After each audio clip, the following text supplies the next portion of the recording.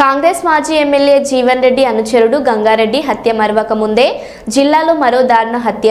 జగిత్యాల జిల్లా కొడిమేల మండలం నాచుపల్లి గ్రామానికి చెందిన కాంగ్రెస్ పార్టీ నాయకుడు సింగిల్ విండో చైర్మన్ రాజనరసింగారావు తల్లి ప్రేమలతలను హత్య చేసిన దుండగులు.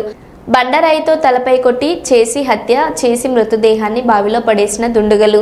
కాంగ్రెస్ ఎమ్మెల్యే మేడిపల్లి సత్యంకి ప్రధాన అనుచరుడుగా ఉన్న రాజనరసింగ ఘటనకు సంబంధించి పూర్తి వివరాలు ఇంకా తెలియాల్సి ఉంది.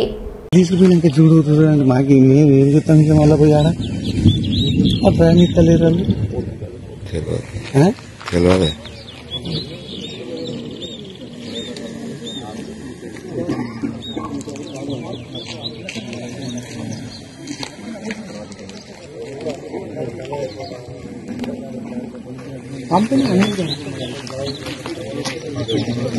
పర్స్ వస్తలేదు పర్స్